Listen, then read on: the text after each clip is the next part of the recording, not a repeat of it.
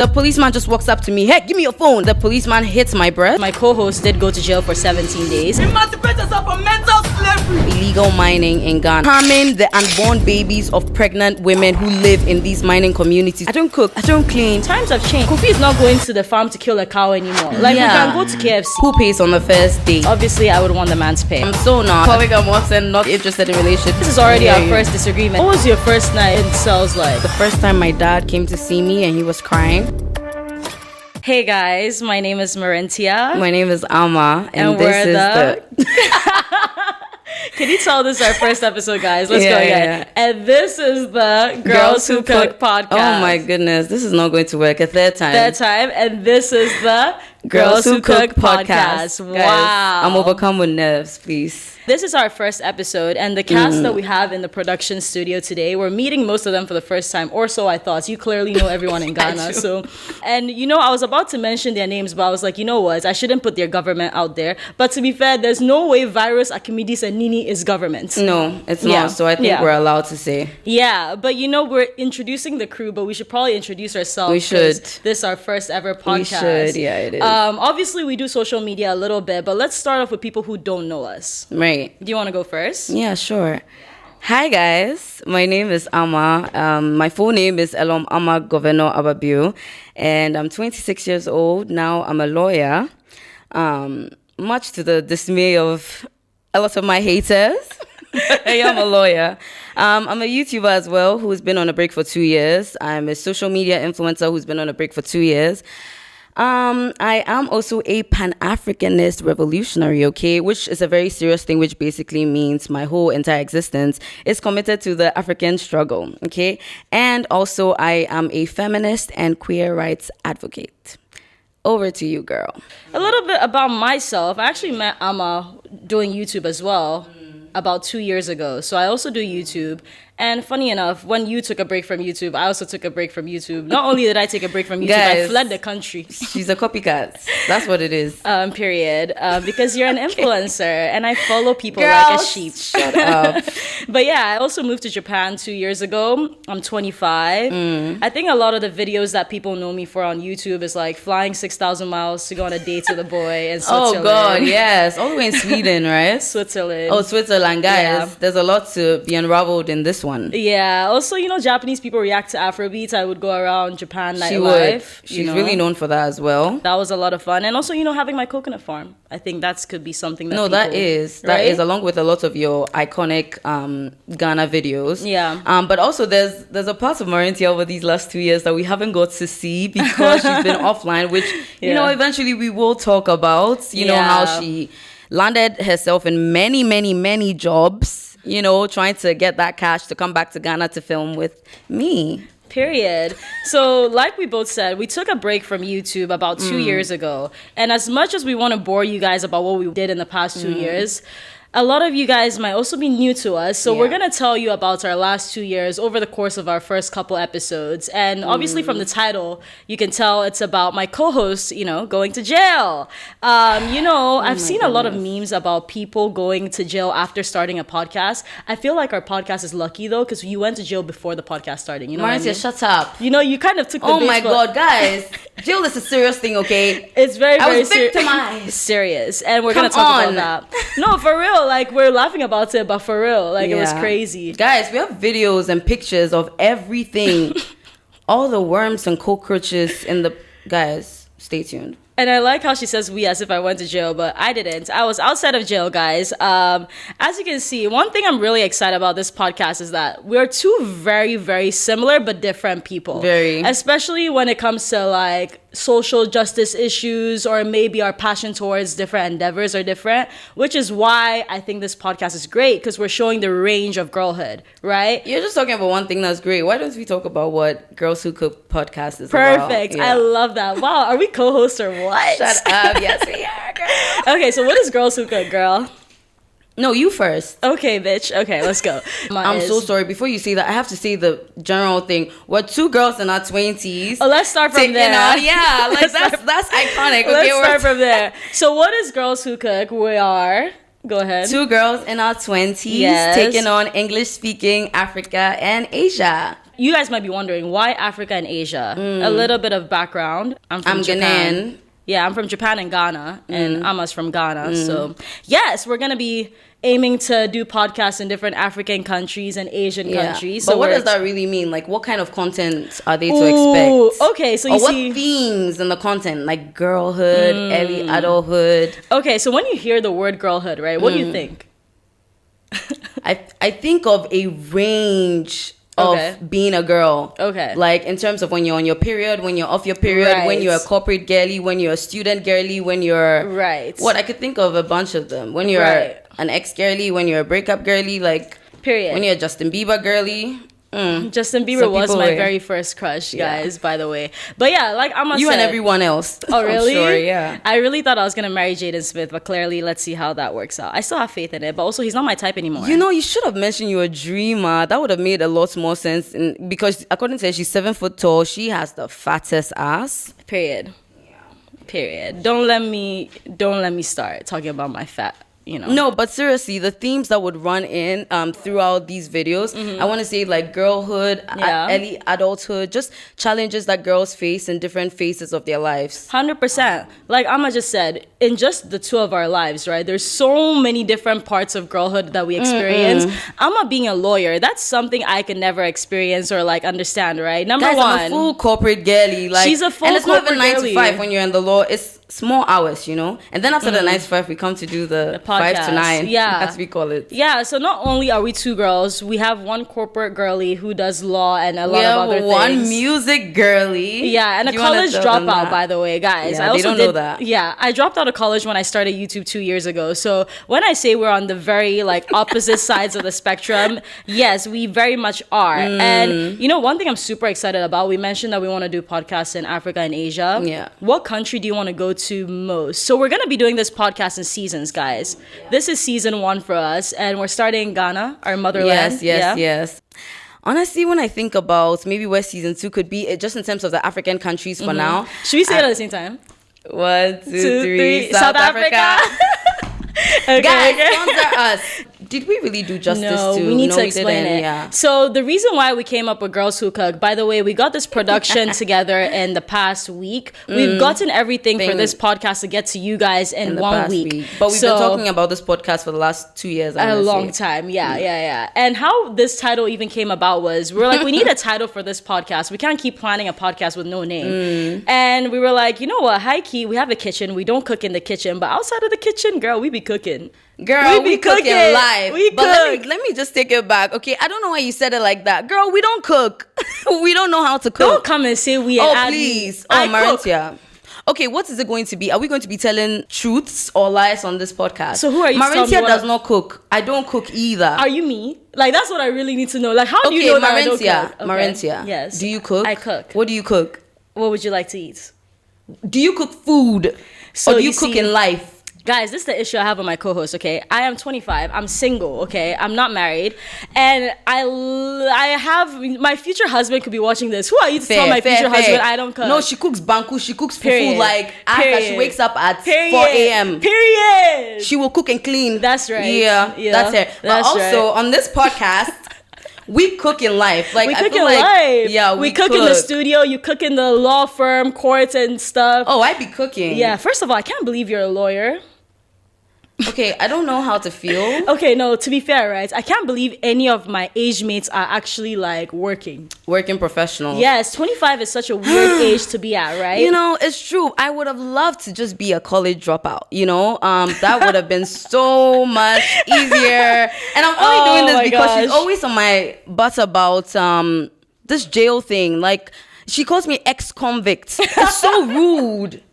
Like, okay, so we have to give these people a little bit of context. Guys, I don't actually think she's an ex-convict, okay? Hypothetically. I just like have dark humor a little bit, and you guys will get to know that as time goes on. So you're just an ex-convict, right? Or cool. Sure, school dropout. So Girls Who Cook. I'm sure people get the whole idea of our podcast the more we go on. No, I'm sure. But what is episode 1 about? Do you want to tell them? We can tell them, but I don't want you to tell me I'm calling you an ex-convict again. So, like, you know. Okay, fine, I'll go off. Amma was in jail for 17 days, guys. What's in jail? I will tell what episode go one off, is go about. off, go Okay. off. So first off, episode one is going to be broken down into segments. And in Yes. fact, I think all our podcasts are going to pretty Yeah. much be segmented just because we don't want to be talking out of our butts like for 2 hours straight. Yeah. And as much as we're joking about Amma going to jail, right? First of all, yes, my co-host did go to jail for 17 days. And don't worry, everything is fine, guys. She's here, as you can see. But I'm joking about it because it's a matter to not joke about. Whenever there's something uncomfortable, Amma, you know this. Whenever something uncomfortable or like something bad happens, I start laughing. So don't ever tell me someone passed away because I might just start like laughing just a little bit. Maritia, are you trying to like get us cancelled in our first episode? No, our podcast, we can't get cancelled because you already got cancelled before the podcast starting. You know what I mean? No. Okay. So wonderful. So we'll talk about you going to jail later on this episode, but also we kind of just want to... We'll talk about that later on this episode. You want to, guide them into what our topic is before we go into jail.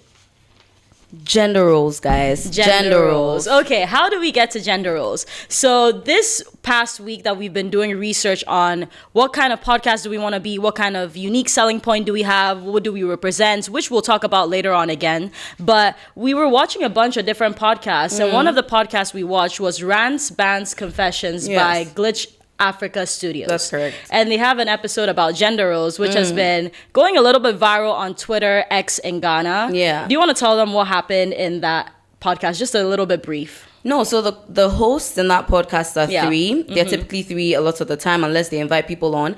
This time, it was just the 3 of them, and they were talking about the topic gender roles. And I think I noticed that 2 people seem to have a more similar opinion than one person.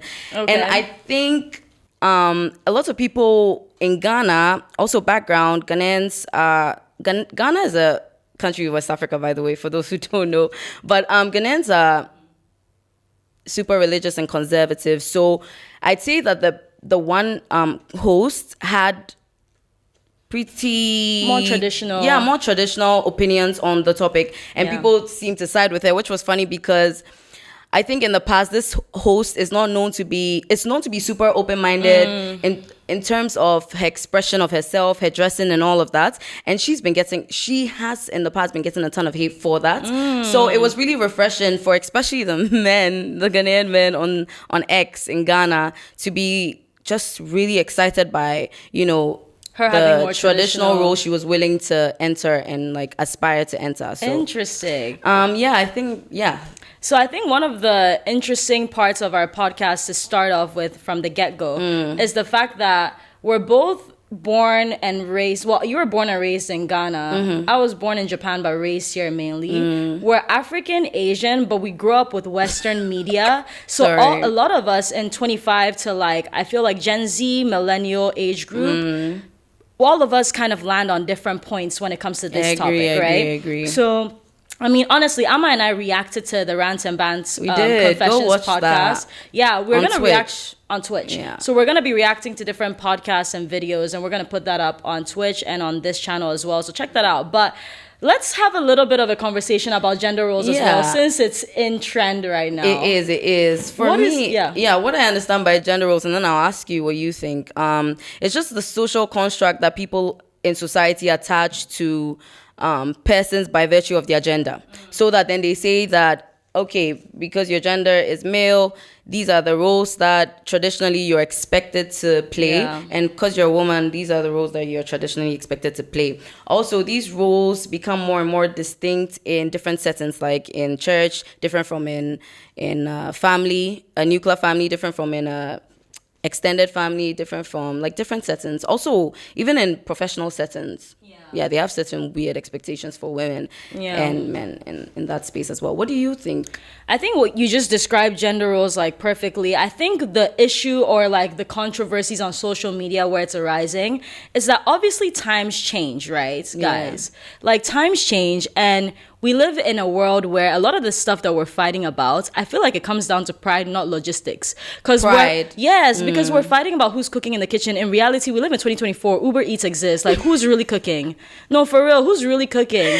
Oh my God, Mauritius husband, I hope you're checking this out. Watch our first episode. I mean, God willing, my husband. Watch your wife. My husband, hopefully you're rich enough so that both of us don't have to cook. Because there's a lot of other... Michelin star chef. Yes. Like, really, when he could be looking at me, does he really want to see me cook? Maybe he wants to see me cook. And that's what men like, to be fair. Maybe let me start cooking. They like to see them cook naked and stuff. Pardon? What? Okay. Yeah. All right. So gender roles. Yeah, I think you describe it perfectly. But this is what I don't get. What? Everyone fighting about this is what male should do. This is what female should do, right?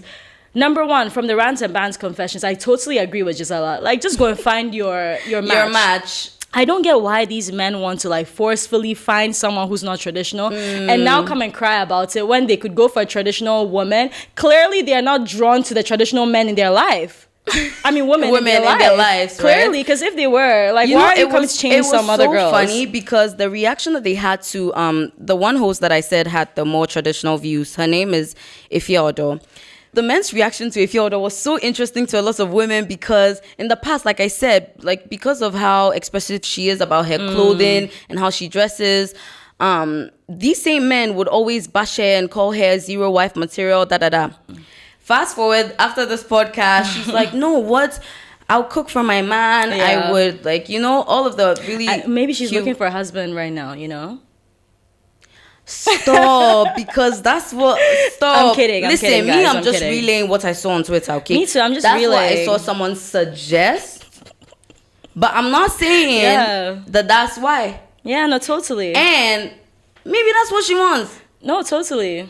Yeah. No, totally. Okay, so now... when we break down gender roles, right? What are certain gender roles that have existed that you kind of still appreciate or you like? And what are some that you really are ready to never see again?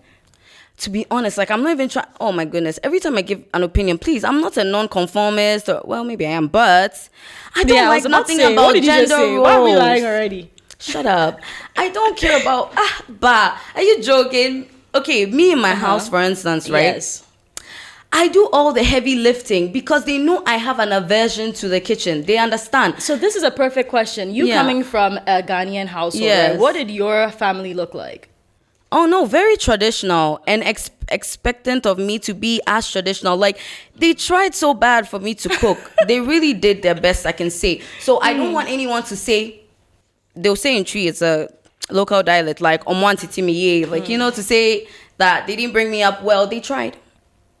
Also, they tried to make me cook. But the thing about not bringing up well, right? So, once again, if I grew up my whole life just in Ghana, I feel like with not cooking or not doing particular things that gender roles are assigned to in Ghana, I might come to the conclusion that, oh, maybe I'm lacking in one way or another. But having traveled and, like, been raised in different countries and knowing different, like, expectations, I realized that, wow, every country, everyone has a different expectation. So it doesn't mean that if I'm one particular type of way, I'm, like, lacking or have more. Like, there's different types of humans in this world. So one thing I want to be in the centerpiece of this podcast, right, is the fact that people can have different opinions, disagreements, and still get along, which clearly internet doesn't understand nowadays. And that's a range of girlhood, that's like, a range girlhood of friendships that we kind of also want to highlight. Exactly. Because like, we have too many different opinions. Exactly. And then we just shake on it and agree to disagree. But go on, So like you just mentioned that your parents tried to raise you in a particular type of way and clearly they didn't go to their plans, is what you said. Okay, I don't like the way you put that. Like, you didn't have to put it like that. Don't worry. I'm a great child. When I speak about you, I'm speaking about me too. You and I were in the same boat. Okay, that's okay. Future husband. My future husband's gonna love me. That. Okay, guys. Oh no, he is. Yeah, just it's not about cooking and all those things. Period. Do you really think it's cooking that men care about? First of all this, the way to a man's stomach is food is cap. Oh please. It's your body. Oh please. It has to be your body. Tell me a man. I need to ask. I was not expecting that. It has to be your body. Like, there's no way a woman can confidently say, if I'm cooking in the kitchen... How about your personality? How about your heart? How about your mind? How about intellect? How about how you care? Like, what? Reducing us to our bodies? Girl. Clearly she got a PR manager and I didn't, because where did that come from? No, but for real, I feel like even the whole, like, a way to a man's heart is food thing, it depends on the guy also. Like, does that guy have a pot belly or does he not? Like, you know, it depends on the guy's tendencies. To be honest, like I've never, until it's so crazy, until recently, I've never been with, and when I say been with, I don't mean relationship because I don't do relationships, but I've never been with That's anyone. a topic for a different episode. I've never been with any, I just knew she was going to take the opportunity, God. I've never been with anybody that has ever, I promise. See, I don't cook. I don't clean. What did she say? I clean don't after cook. myself. Period. They clean after themselves. I don't have to. And I've never had any challenges where someone actually comes up to me and goes like, Amma, we have to have a talk. Hey.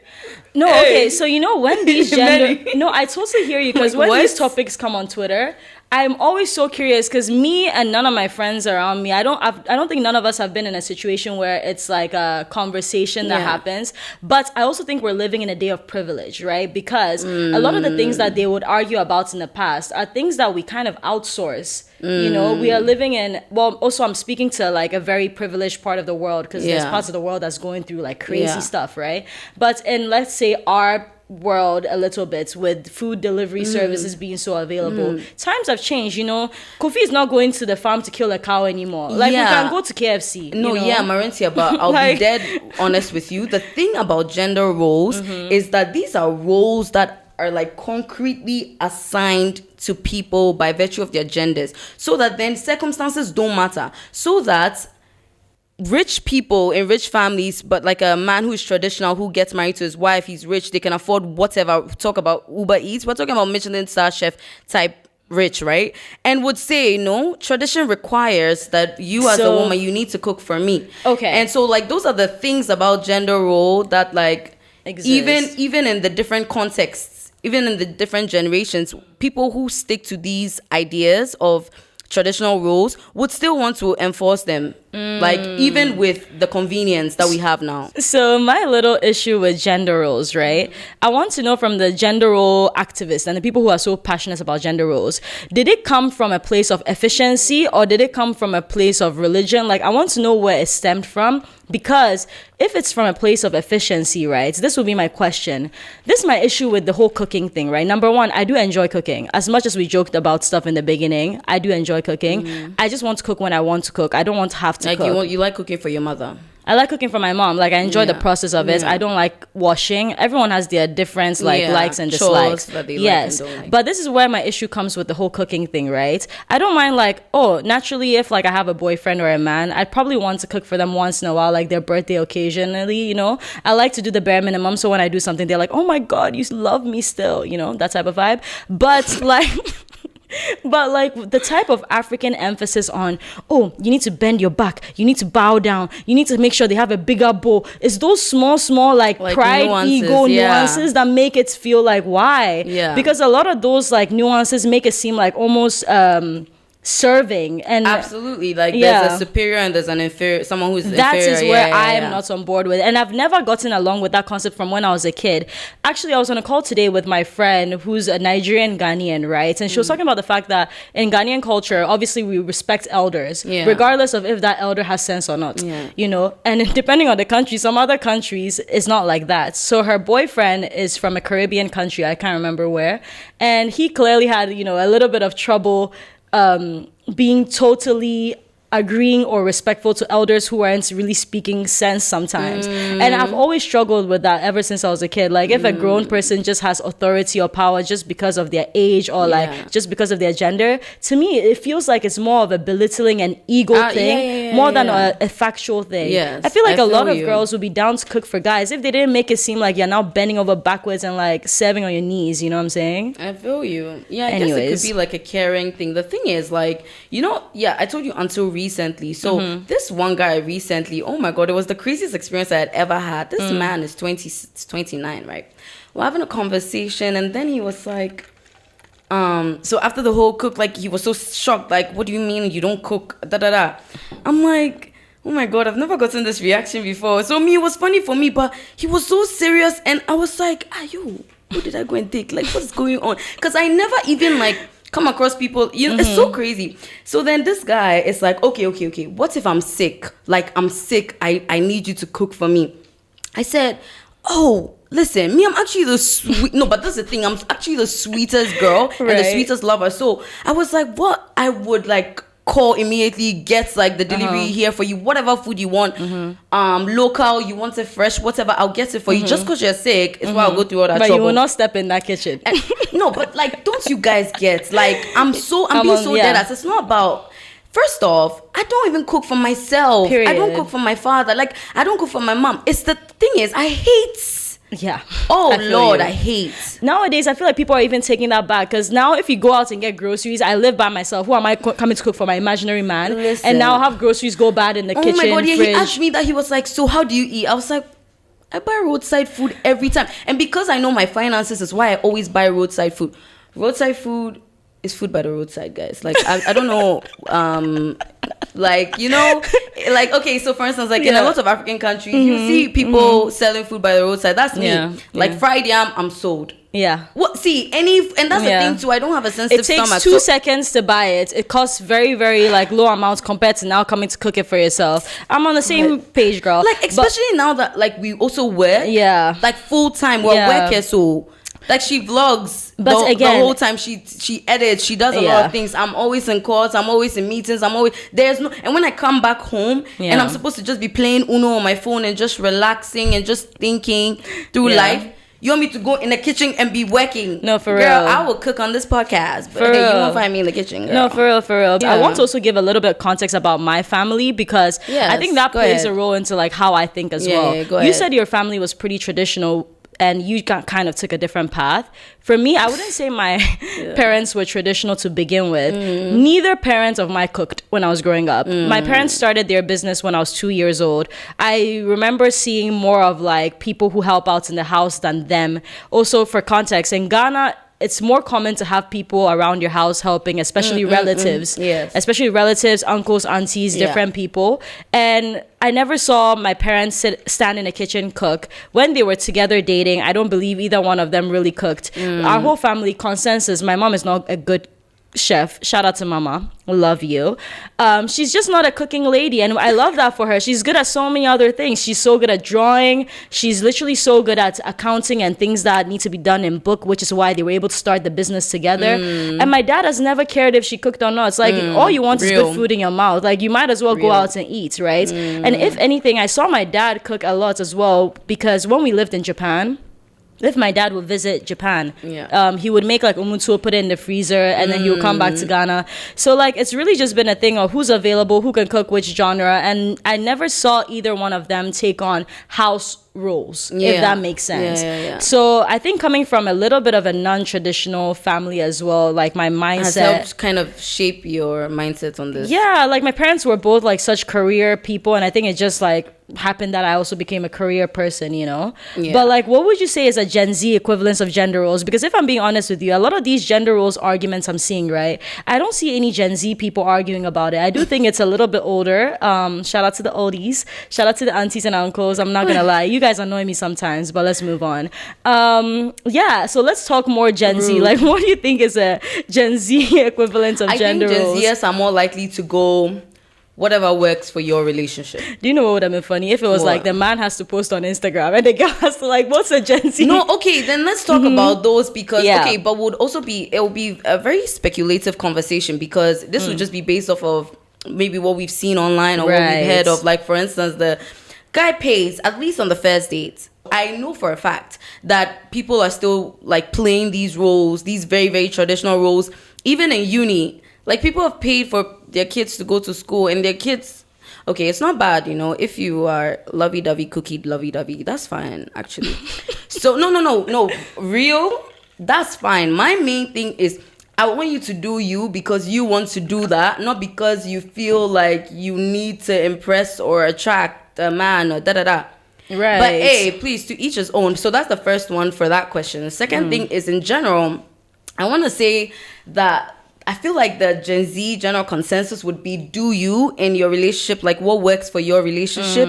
But the third thing is just in the context of the social media conversations that have been happening with Gen Zers, just let's talk about like just basic things, even the ones they joke about, right? Like so for instance, who pays on the first dates? Oh, right? okay, let's I know go you have there. an answer for that one. Go ahead. first of all, how do you assume that I have an answer for that? Obviously, I would want the man to pay on the first date. If he's asked me to go on the dates, I would want him to pay. If I asked him to go on the dates, then I would be totally fine splitting 50-50. But then you'd appreciate it if he paid. I would totally appreciate it. I feel like it's the same way they appreciate it when we offer, even if we're not going to. You know that little dance you do at the check counter where you're like, do you want me to also pay? Obviously, like, I'm not really gonna pay. But, guys, I'm kidding. Right now, I was playing a little bit of a character. I'm kidding. My actual thing with splitting bills, right, is I have a little bit of a Japanese take. So in Japan, it's very, very normal for people to split checks. Friends, couples, all split checks. So my expectation if I'm going into a date, especially if I'm not in love with the person and I don't know how it's going to turn out, I'm always down to split. My perception of them will never go negative if they don't pay, but it will go positive if they do pay. So it doesn't become a negative, but it does go positive. Oh yeah, because it's just the same way. Like, it's just a gesture. You know what I mean? I feel you. I feel you. Speaking of the Gen Z equivalence of gender roles, right? I do want to provide a little bit of insight as to what it's like in Japan. I can't speak of all of Asia. Yeah, of course. But in Japan, like I said, a lot of the bills are like 50-50. People have different takes on that. There's people who are like, why is it 50-50? No, we like it 50-50. Japanese people are very much give and take, fairness type thing. But I was thinking about the Gen Z generation in Japan. A lot of people don't want to have kids.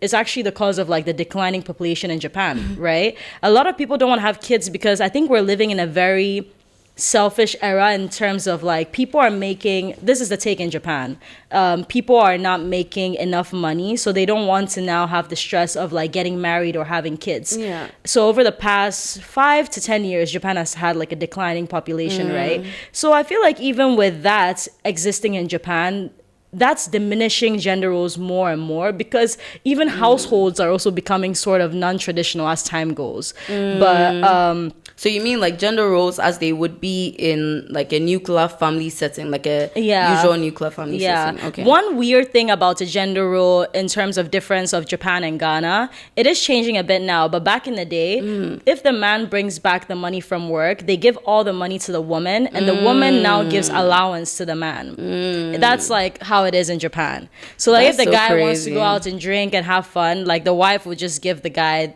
the amount. Basically because the wife is seen as the house caretaker. She's seen as someone who knows the cost of like living for the family. So she budgets the groceries, she budgets your fun money, all of that. Which also I do know that even though it's a traditional take in Japan, it could be seen as very different from other countries. That's really interesting in the context of a long time ago in Ghana, where especially like for instance, let me give the example of okay, so there's this really big market in Ghana, like I said, it's in West Africa. It's called the Makula Market, right? It's right in the center of the capital, Accra. And a lot of the women work really, really hard. Like they're proper business women. They would make a lot of money. Mind you, they are neither financially literate or like literate in general, like as in they didn't go to school and things. So they would work really hard, make their money, come home, give the money to the husband. I'm not saying maybe the husband's not working, but in these situations I'm talking about, maybe he's not working or maybe he's not making as much. She gives all of the money to the husband. One, either just giving it to him and just leaving it up to him to manage the finances or whatever, however he allocates the money for expenditure, I don't know. And then well, that's one. Or two, he would actually tell her or that she would expect him to put it in a bank account. Like either believing that, oh, this is my bank account or this is our bank account or this is his bank account, but I'm still trusting him. He's the head of the household. He's my husband. Interesting.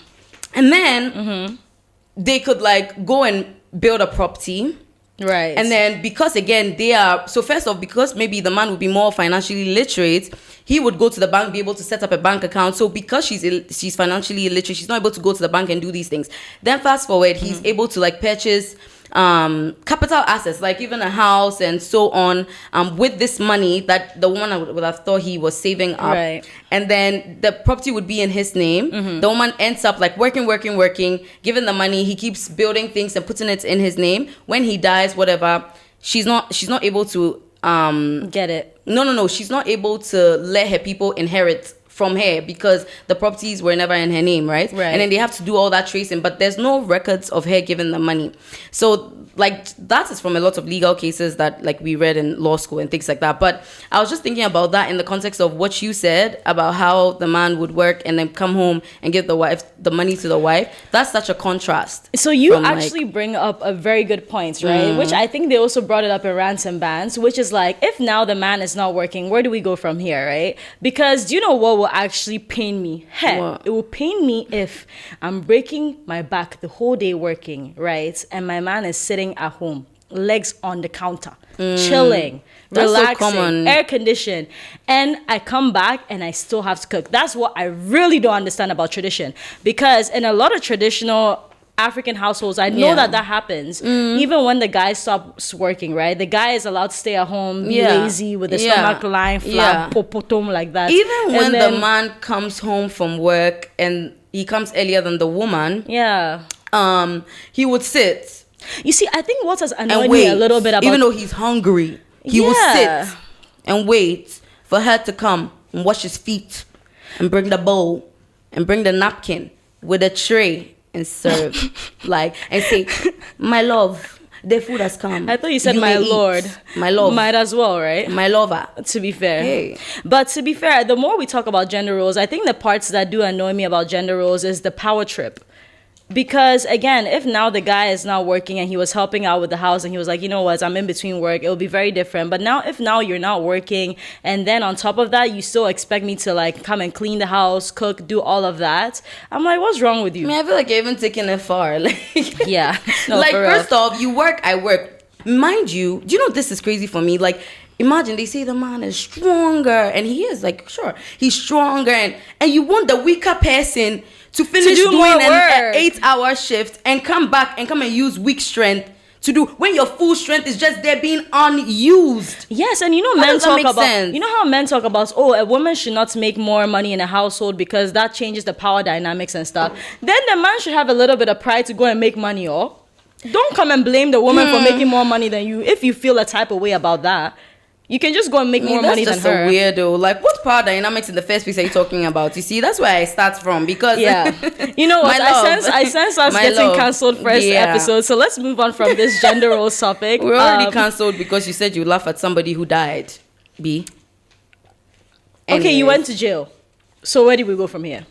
Anyways, so gender roles, they I feel attacked. Like, this is ridiculous, but okay. I love my little convict, you know, my convict co-host. We love to see it. We want to focus more on today's topic, which is the Gen Z African. Okay, so depending on the podcast episode, sometimes Amma will bring the podcast topic, sometimes I'll bring it.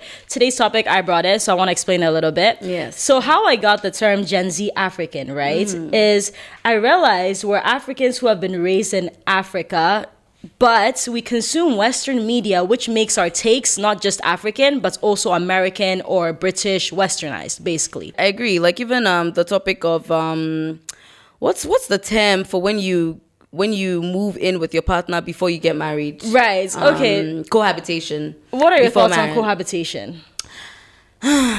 Okay. Okay. Two things. Yes. I'm going to give my thoughts as if I were a person who was monogamous and a person who cared about relationships and wanted to get married or Right. things, right? You So I'll said talk in the fuck context of that. relationships. Yeah. Because I'm so not Yeah. polygamous and not interested in relationships. Do you want not to a relationship explain person and not a polygamy? person interested in getting married. But I'm going to talk in this context. Do you want to explain polygamy a little bit to people who are listening? Oh yeah, like polygamy has a lot of meanings, but basically, you know how people believe in monogamy, which is just like one man to one woman to one woman, one man to one man, one non-binary to one non-binary, one non-binary to one person. I don't subscribe. I find it naturally incompatible with who I am. I don't think that I'm ever like I can be exclusive with a person. I don't think that I can be in a relationship, the traditional boyfriend, like I'll have a boyfriend or I'll have a girlfriend or I'll have a person. I don't think that's for me. But back to the question on cohabitation, for instance. I think cohabitation is an absolute must. Now, hear me. The background to this question is just the fact that in Africa, for instance, even though it may be common, even from like time, it was and has been and still largely is something that is heavily frowned upon for religious reasons. For some would say cultural reasons, and some would just say commonsensical reason, which I still don't agree with, but that's okay. So for me, I think that it's super, super, super important that you convince yourself, that's for a person who wants to get married, that you are compatible in the space that you guys would be sharing long term. And what that means is like, do you press toothpaste from the middle or the bottom? Some people get the ick by that. Do you fart in your sleep? Do you need a mouth tape in your sleep? Like, do you get up and, you know, like just even basic things people? Like, yeah. No, do you stink like behind closed doors? Do you so many things, even more importantly, like just how you're able to manage conflict in the same space over hours or over some days, or what you're trying to, like, in general, how you even interact over some, you know how when you're dating somebody and you have to always meet up, it is so significantly different from if you are constantly in the person's space. Right? And how you want to kind of navigate that. But then again, people say like people change all the time, so you can never overly know a person to the point where you would always be able to estimate what their actions would be. But you tell me what you think about cohabitation. First of all, I don't know why you've taken us on this route of using this word cohabitation, because every time God, what do you think about living with your romantic partner before you guys get married? Thank you. You know, as a college dropout, I prefer you use simple words for me sometimes. You know, I always forget. So in terms of cohabitation, my personal take is that 100% I have to live with the person I'm going to marry if I am to get to marry them. Because what if you collect children in your basement? What if you kill people? Like, what if I didn't know that your bald head was actually bald and you've been putting this hairspray dye on your head this whole time, and then you sleep next to me one night, your pillow is black? What if I didn't know that because we didn't live together? I'll never know. For real. That's why I need to live with this person. No, but let me ask you rather in the context of the points that people have made to make this topic so like, or make people go, no, cohabitation is bad. So let's say that you're a person who ascribes to a religion and the religion says, no, don't do that. What do you think about that? I think it makes sense for them to not do it because that's the religion they believe in. For me personally, I'm not going to get into my religious takes too much on my first episode yet. That's fine. Also because do I really have a take? Who knows? But in terms of the cohabitation, right? Yeah. Also, in regards to marriage, I don't know. No, wait. Mm-hmm. The cohabitation, so the religion was one, but you've done that. Yeah. So like the second thing, for instance, they go, oh, he will get tired of you. And the thing is always, so that's another thing. So tell me, like they think that if you're living with a person, when you guys get married, they say it would have been done. Like, I totally hear that though. I totally hear that. What do you think about? No, I think that's very much a possibility about like it becoming boring before getting married. But if that's the case, I would rather that happen.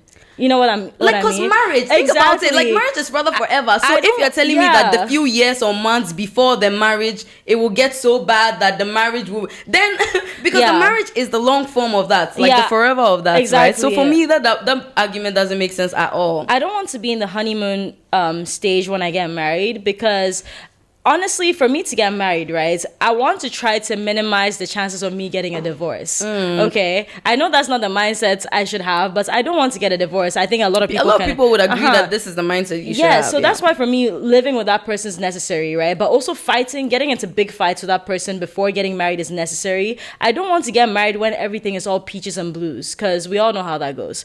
But apart from moving in, also if you guys are dating for like 3 years and everything is peaches and how long would you I know you're not intending to get married, but I wonder for the people watching, how long would you date someone, or like what's the maximum number or minimum number of years before you get married to someone? Because I would want to date someone for a long time, you know. I think that makes sense. I wish I had an answer on that, but I think even everything you just explained about your desires with marriage and everything you just mentioned just shows like a Gen Z African, like us having all these different thoughts. Because I don't know about that. I honestly don't know because I actually don't think so too much because I know that even a more polished version of like what the future would look like for a lot of Gen Zers that they've been having this conversation on social media about is more like, oh my gosh, they want like a younger husband who is also rich, who is also like motivated, focused, and then they could travel everywhere, but they're not going to do gender roles, like those are more there. People still want to very much get married. Honestly, you just described me right now. Yeah, I thought I was living in that world for a second. No. And there are lots of people. So I feel like that's really more the African Gen Z in terms of like their opinions on marriage. A lot of people want to get married. A lot of people want to still have kids. They just want to do it significantly differently from how they grew up seeing it, right? Which is more Gen Z, I think. And also away from marriage, I would say like a Gen Z African is definitely a dreamer, more a dreamer than our parents were. I would say a Gen Z African. Also because we can. Because they did stuff for us to put us in positions where we don't have to worry about a lot of issues that they had to worry about, maybe. Because if they were so concerned on survival, maybe, you know, certain topics might not have been in their breath at their time. No, but like I'm talking about like even being super ambitious. I think that we right now are way more we're way more ambitious than 100%. I think we are, but what I was saying was I think that ambition stems from the privilege we have of not that's what I'm saying. I don't think so. Like I hear what you're saying, and maybe on that scale, sure. But I'm talking about like all things being equal between the older generation and the Gen Z generation. The question is like, who is more of a go-getter in terms of like chasing even their more unrealistic dreams? Like what our parents would think is unrealistic. Like people drop out of school to follow their dream of being a musician, an artist. Yes, and but like, again, I feel like the reason why we can have a lot of that ambition is because of the time and place we're born into. Like even dropping out and stuff, right? A lot of the reasons why a lot of us can drop out is because money can be made on the internet. Money can be made remotely. Like all of these aspects of the generation we're living in also makes it easier for us to be ambitious. The reason why I do think that like our current times plays into us being more ambitious is because when I notice certain Ghanaian people leave Ghana and move to countries like developed countries like America or Japan, a lot of people could say that that person was a lazy person when they were here. It's crazy how someone's life could completely change by being put in a position where they can dream and not have to worry about needs. I think as much as there are people who are born and they're ambitious from the get-go, like no matter their situation, they're ambitious. I think a lot of people, that ambition is also like covered from the facts that where the fuck am I gonna get my food tomorrow? Like how am I making money? Like those things really play a role into how much. And that's actually precisely why I don't agree. Like I hear you, and what I think I understand by what you're saying is there are more opportunities because of like the times, which I get. But in terms of the spirit of like just being ambitious, right? Because like for instance, that very last thing you said about like a musician who is thinking, because a lot of our musicians right now, like the underground artists and things that I know personally, right, it's a situation of there's no backup 9-to-5 job. It's like all in type shit. So like living with people, like they're willing to dedicate like 2-3 years of their life to finding that out. Whereas before, the opinions would have gotten to you so bad, like lazy youth. So that's what I'm saying. So I hear you in terms of like the new opportunities, like when people are able to have new opportunities when they go outside compared to here where they would have thought they were lazy and so on. But I think like for me, that's like more availability of more options to explore versus like ambition. Right. But I hear you. I think so. You see, this is already our first disagreement. So you guys can comment down below what you think about that topic. But this is why we love the range of girlhood, right? Because we can have different takes. So obviously, moving in before marriage is a topic that Gen Z Africans might talk about, right? And there's so many new topics like tattoos, piercings. They've existed for time. Maybe it's just a little bit more in our face nowadays. Yeah. So I'd say also the Gen Z African is definitely bolder. I think they definitely go for what they want. I feel like they definitely live their lives for themselves, especially in comparison to like the older generation. I would say is also a Gen Z African. But one thing I really, really, really like, I'm going to take this opportunity to highlight right now is just I think that Gen Z, like the Gen Z African, stands on business. And what I mean by that is, first off, I noticed that a lot of Gen Z Africans, they have their firm beliefs and commitments. Like they have things like their convictions. They have things that they stand for, right? And to the extent that they stand for those things, they stand on business. So what I mean by that in this particular context, the context of the revolutionary movement, in the context of protest, in the context of change making, in the context of like changing things in your country, I think that they're definitely more daring compared to like the older generation. I think they are definitely more like they're very ready to take up space. They're very ready. They're not going to wait for you to do what you're supposed to do as, for instance, the government. They're going to come and demand it. I feel like they're very very much that. And the first case in point for me would be the Kenyan youth. So okay, for instance, okay. Go on. Before you. Okay, so I guess you mentioning protesting and stuff, it's a perfect segue into our main conversation for today, which was you going to jail. And obviously, when you went to jail, right, it was caused by protesting. But before we get into that, right, I want to also ask you, do you think a big part of how Gen Z people are standing on business and being passionate about the different things they believe in comes from social media accessibility as well? Absolutely. Because from BLM times to the different social issues that have occurred, even with Palestine, Israel, throughout the years, I feel like with social media, it's made a lot of people who might not necessarily free Palestine, free Gaza. A lot of people who might not have, had political takes now, because it's conversated, if that's a word. But the thing is, they don't even realize that it's political conversation. Like when you talk to people, sometimes immediately they're like, no, me, I don't do politics.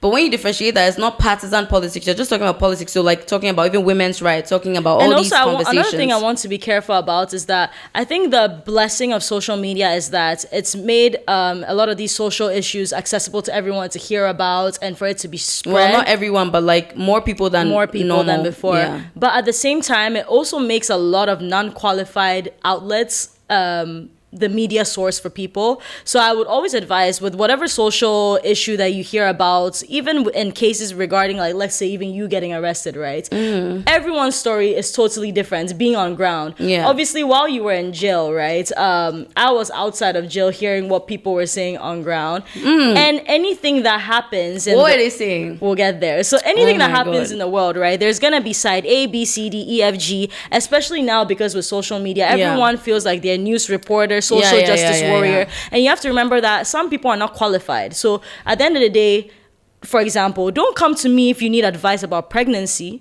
Like, do I look like a pregnant...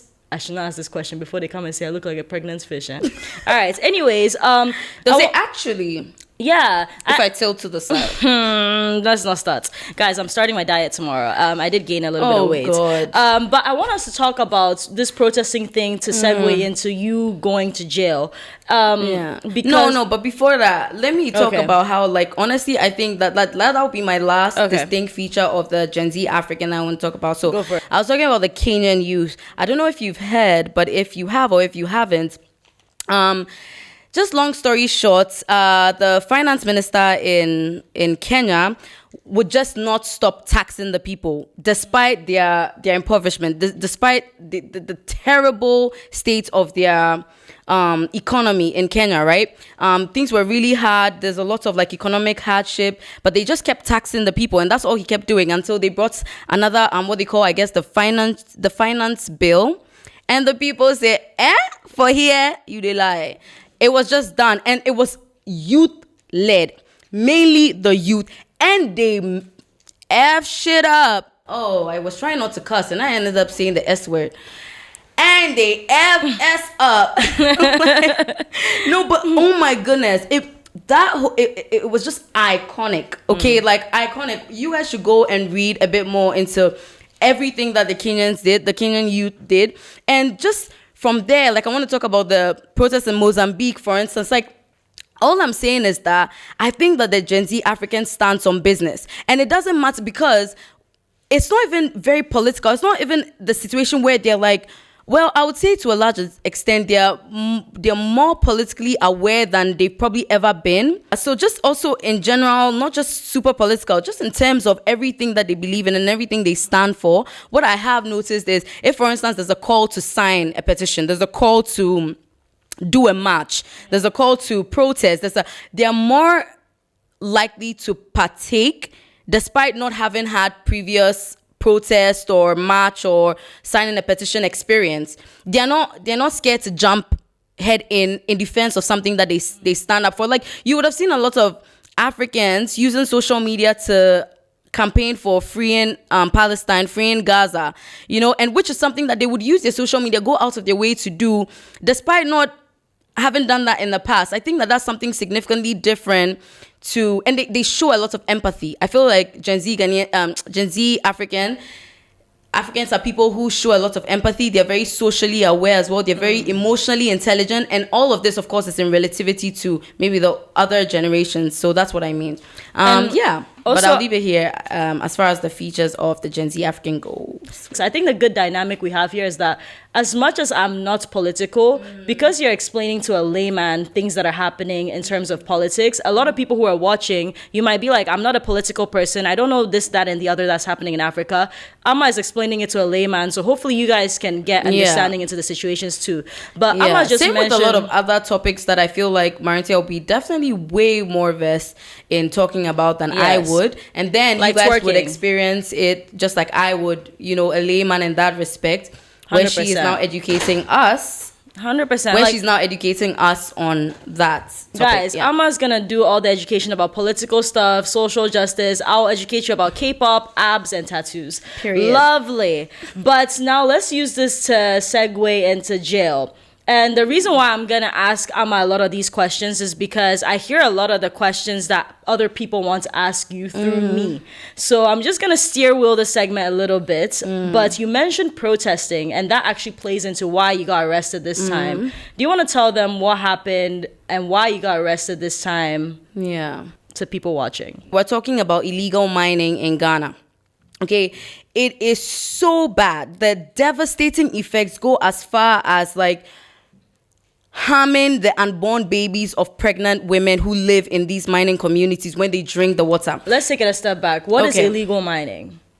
Okay, so illegal mining is basically partaking in mining activities illegally. And what that means is not in accordance with the law. So for instance, our laws, the Mineral and Mining Act requires, for instance, that if you are to undertake any mining, you need a mining license. So that if you do so without a mining license, we are saying you're doing illegal mining. Also, if, for instance, the Mining Act has stipulated that there are certain methods of mining that you should not participate in, just like there are methods of fishing you should not participate in because they are very innocuous to the water bodies, then you shouldn't, because if you then do that, then we say that you're breaching the laws, right? And so it's illegal. So for instance, mining with harmful chemicals like mercury, like cyanide, like lead, okay, and leaving those in it's not like you leave those. Once you mine with them, and then once you mine in water bodies, for instance, which is completely prohibited, for instance, mining in forest reserves, which is completely prohibited as well, you do that, then we say that it's illegal, right? Yeah. This is what we call illegal mining. And in this part of the world, we call it Galamsey. Okay. So you probably see that term a lot. Instead of maybe illegal mining, it's Galamsey. It's the same thing. So before you move on, right? Galamsey was the word that I saw when I was in Japan. I think during the first protest, a flyer that was made. And like Amma just said, there's a lot of illegal mining in Ghana, which is causing water pollution, which is not just going to affect this current generation, but generations to come who consume water. And Ghana is already a developing country with a lot of problems. Now, if water bodies become polluted, even getting our own water is going to become producing difficult. Our own water. In fact, the Ghana Water Company, as at less than a month ago, I believe, put out a communique telling Ghanaians that if the illegal mining does not stop, we're going to have to start importing water by end of year. I think it was. Please correct me if I'm wrong, but I believe that's end of year, and we're in last week in October. We're talking about 2 months to end of year. So to a lot of people watching who don't know the political states and how governments in Ghana go and stuff like that, a lot of people might be asking, so why doesn't the government just put a stop to it?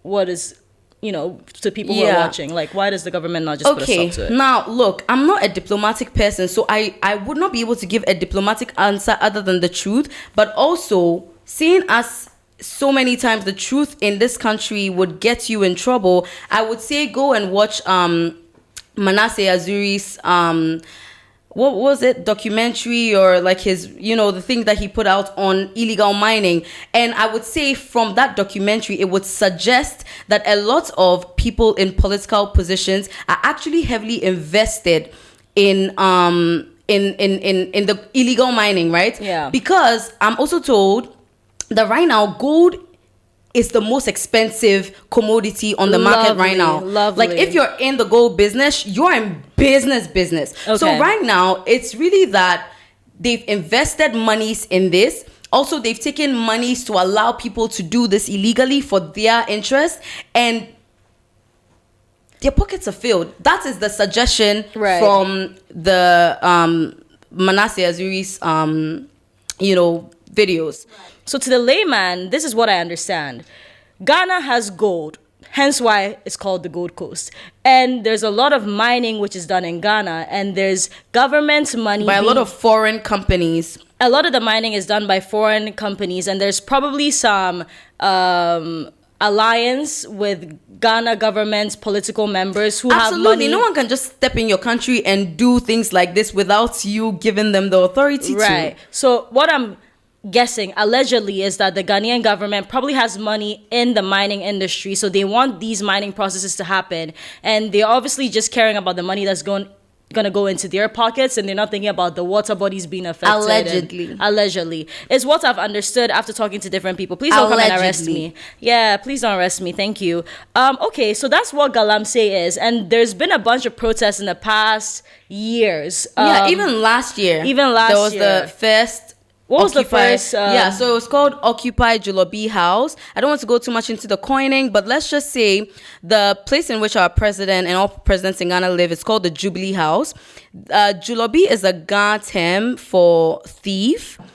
I don't know why they actually put that there, but the name of the protest was Occupy Julobi House. Okay, so there's been a couple of protests, and in the more recent protests, which happened on what day this month? It was 21st to 23rd, I believe it was. It was a 3-day protest. Okay, so 21st to 23rd, there was the most recent protest for this Galamsey issue, which was the day that you got arrested on. No, I got arrested on the second day of the protest. Amma got arrested on the second day of the protest. Yeah. I want you to tell them a little bit about how that day of protesting went for you. Because I know you mentioned that tell us about that day, the police, all that. So the first day we had come for the protest, I'm telling you, we could not have been more than 50 to 70. We could not have been. Not a lot of people showed up for the protest. So that was the first day. Second day, I was running a bit late. But now when I was on my way, I'm just checking on social media to just see how things are going so far. Because mind you, I start coming around 12 that day. So I knew I was already late.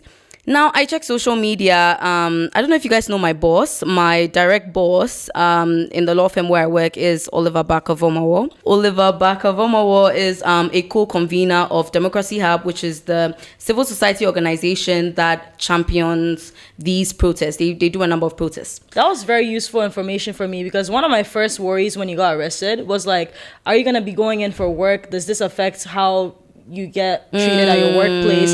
Then I found out that your boss was quite literally one of the and that would have been a huge issue, because it tends to be a huge issue in this country. For instance, last year, one person who had been protesting and actively doing so had come on TV where she was like, registering her displeasure at, the failure of the government and things like that. And the next day she lost her job, and then she came online to say she lost her job. But thankfully, ex-Ghana helped her to find a job. Mm-hmm. But anyway, with me, so I didn't have that issue. Gotcha. So I was looking at his ex account, and then I was seeing videos of a lot of chaos, right? So for one, I saw a video of them trying to tow our bus. When I say a bus, I mean on the first day, for instance, there was this bus parked there. We were surrounded by, oh my goodness, almost 100 policemen, and no one touched the vehicle. So what is the bus? Was it the bus that was taking people there? No, so there was the bus that had all our supplies. It had our placards, it had our berets, the red cap you would see us wear, it had our t-shirts, it had our food and water. One thing I heard a lot about the video of you getting arrested, everyone was like, at least she slayed with her outfit. What was the significance of that? By the way, I say everyone, it was Nubukem. Nubukem was like, damn. Shout out to Nubukem, Nubukem is a Ghanaian YouTuber who's also our friend. The second day in the video, I see that the police is trying to tow it, right? And so it's in that video that I see that in trying to prevent the police from towing the car, Oliver then, sneakily gets to the to the driver's seat and starts the ignition. Yeah. And a little bit of context, Amma was arrested for 17 days, but your boss was in for way longer than you were. Okay, Yeah. okay. So you had been seeing all this news circulating before you were arriving at the venue. And when you arrived at the venue, what did you see? Okay, so when I arrived so mind you, the more bothersome videos were the videos of policemen aggressively removing protesters from protest grounds. Wow. Like, as in, oh my goodness, I hope we show the videos. So, lifting people like they were nothing, you know? And so those scary scenes definitely sent a lot of people who would have ordinarily joined the protest that day back. But for me, I was like, what? Let's go there. So yeah, so also we've done we're such YouTubers, we totally forgot to address the audio only listeners. For the audio only listeners, if you go to YouTube and watch the video version of the podcast, you'll see the videos Amma is referencing. We'll put it up on the screen. Yes. But yeah, so That's when you got to the site, obviously there were aggressive police officers, as you're mentioning. In the videos I was watching. In the videos but you were when watching. I got there, I saw a battalion of policemen. I'm talking about 30 to 40 policemen all gathered in one corner. I'll show you the video. See, I have videos for days of everything. So they were gathered in one corner, but they were together. They were not doing anything. They were standing there for the longest time, like over an hour they were standing there. Different from the policemen around barricades and things like that. I saw policemen standing by barricades. So we were standing on the pavement. There's this popular place by the roadside, it's called 37. We're standing at the 37 corner, like the pavement where there's a coconut seller and then there were motorists parked there, right? We're just standing there. We were literally 11, okay? And then people would come in and ask us like, oh, what are we doing? And then would leave and things like that, right? Along with the hawkers, the people that were already selling their coconuts and whatever else they were selling around, standing with us. I have a question. So as protesting, right? Yeah. You mentioned you were standing on the side of the road. Yes. What is like protesting involved? Is it standing? Like, is it yelling? That's a really good question. Right? Thank you. Because Thank you very much, in general, what a protest would entail is the people participating in the protest picketing. So first, they would start from a point that would be announced to the police and everyone, the protesters.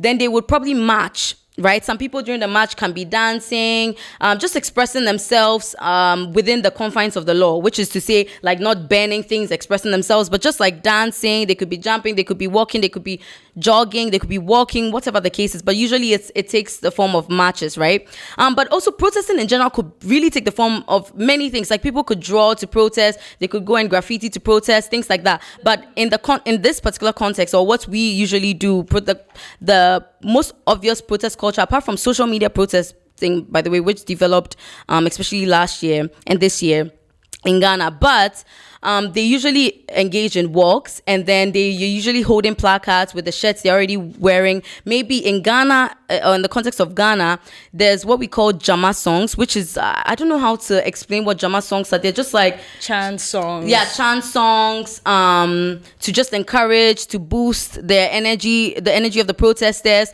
to get them focused. Some of the chant songs could be skewed to fit the purpose of the protests and things like that.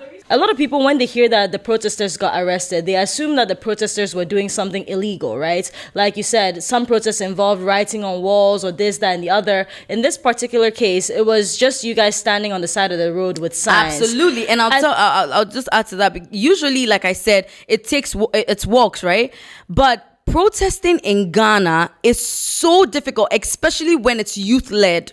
Protesting in Ghana is so difficult. There's so many impediments, legal and from the executive arm of government in the way, right? Using the police and all of that as tools to prevent us from protesting because, like I said, it's supposed to go from one area to the other. But for the 3 days, they had mapped out a very limited portion where we were just to stand. Okay. No real marching. You could just move around, but no, which is usually not the case. But in fact, on this particular day, we weren't even doing that because, mind you, they had scared the people away by the various unlawful arrests that they had done in the morning. So when we got there was no one there. So this protest, the government obviously knew it was going to happen prior to it happening. So they were trying to... Yeah, because we notify them, like you're supposed to notify ahead of protest. Oh, interesting. So they notify the government that you are coming to protest already ahead of time. Yes. And then when... 3 months and before, do they have to like accept it or you just notify them? Okay, that's a really, really, really, really, really important, really good question, because the question you've just asked Guys, is comment about... down below how many times Amma just said really. No, like the question, you see, oh my goodness, you don't even know how hard you're hitting things right now. The question you've just asked is about a constitutional right, too hard, girl, a constitutional right to protest and to register your displeasure at the elected government, right? The government you elected, right? So it's a tool of kind of reviewing the performance of your government and seeing if they're meeting their obligations and the promises they made to you, right? So then the question you just asked is, can they say no when you, first off, when you notify them, you're not asking for permission. You are notifying them that, hey, guys, I don't like what y'all be doing. I'm exercising my rights right now in the Constitution to protest. Then we just need to notify them, because they need to like give us the map and tell us, okay, these are security zones. You can't use the space, or you can use the space. Or we'll protect you. We'll provide enough police personnel to make sure everyone is safe and things like that. That's what they're supposed to do. So there's protocols that people go through before having protests. And I think a reason as to why this has been on social media and why a lot of people have been upset by it is because the reason why I asked what was involved in this protesting, it was quite literally nothing illegal. So when the protests happen and these citizens who are not doing anything illegal standing up for people of the country and they get arrested, a lot of people were obviously upset. Now that brings us to the day, like you mentioned, people were just standing on the side of the street to protest. Police officers came, barricaded around them and arrested them. Amongst the arrests, different events happened, including your boss Oliver going to the car and turning off the engine. I just do want to ask this question just for devil's advocate, right? I'm just curious, what sparked him to, what do you think, was there conversation as to why he went into the police car to stop the engine? I'm so happy you asked this question. Guys, before I answer this question, let me give you a version of the law. Okay. Do you know that if you're in traffic in your car and you're driving and a policeman dressed in police uniform comes to you without saying anything and just like removes your car key and just says he's seizing it, you can slap him and take your car key back and then sit in your car. Why? Because there was a literal judicial case decided in court like that, where the police wanted to take the man to court because of these same facts. And the court said, one, by taking your key like that, the policeman has committed an illegal act, right? Of laying some sort of ownership on your vehicle without asking you, without your consent, nothing, which is illegal. And you use what the court described as reasonable force to overcome the illegal act and take back your property. So that becomes defense of property, which is a legal defense, right? Good. So in this context, the bus is our bus. The bus is not for them. They did not communicate a word. They didn't say anything about why they were coming to tow the car. Just imagine you have your car parked there and someone just comes to tow it, not because you're parked at the wrong place, nothing. They just decide to tow it. The law would say, I would think that the law would say that using reasonable force, and mind you, he could have slashed tires. He could have done a bunch of things. He could have tried to hit them. He chose, honestly, for me, that something that was way too reasonable. Simply, do you think that was an emotional response to like the stress of things not being resolved over the past however many years? Like, do you think emotions were heightened in that state, or do you think it was like when what happened when he went into the car to take the key out, or do you think it was more of like a statement?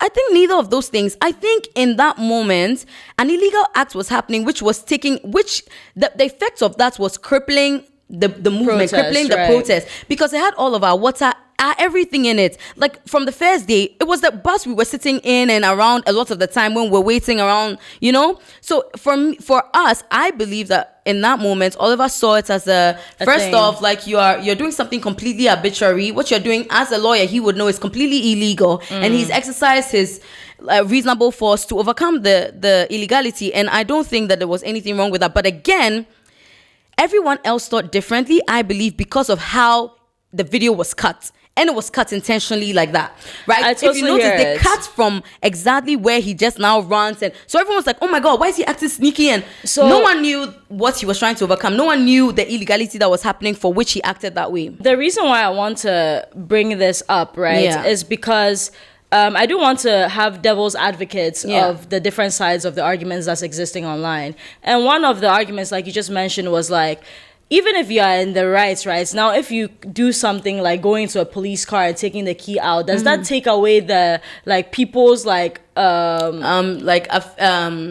understanding, like Right. empathizing, and just like Right. And what I'm getting also him. curious about is like, obviously there's a lot of unfairness, right? And me, whenever I operate in Ghana, I operate with the mind that this is not like the world is not fair, and Ghana is not a fair place. And obviously he's been in Ghana, has faced a lot of this unfairness Yeah, for he years, has. right? So like with him going into that police vehicle, I feel like if I were him, I would know a little bit that, oh, Charlie, they're coming to really punish me because they've already not liked me in the past, however many. I mean, he's literally dealing with a treason Right. trial for 2 years that they just announced this year would start next year. So with like him and the context that he has in this country, like does that play a role into how he thinks and how like about what actions he takes? Like, does he want to be more careful, or is he more on the side of like, no, I'm going to do what I need to do to make my point? Where do you think he lies right now, mindset wise? So as a revolutionary, and in the context of the revolutionary commitment and conversation, and the context of the African revolutionary struggle, like, to the best of my knowledge, first off, Oliver is the best person to answer this, but we've had so many conversations, and I definitely know where his head and heart are. And I know that his commitment to this journey runs deep, and so it's definitely not going to be swayed. And that's why we say a luta continua, because essentially what it means is the struggle continues despite all of these trials and tribulations you think you see us going through. The struggle continues. So for me, I think that's definitely where he's at. But to even address the first thing that you brought up, which was like, you know, how it would look to like the average Ghanaian. And of course, like in terms of the legal position on things, we always run the risk of those things, especially where videos are doctored in a particular way, right? Because then the ordinary Ghanaian does not, first of all, even know the legal position, would not even know to ask what happened, they immediately jump. So definitely that would always be skewed against us. But also, honestly, the bigger question for me is, how the Ghanaians like become so incensed by that over the Galamsey that's happening, over the police brutality that they saw happen, can I answer and all your of those question? things. Yeah. So I think it's because I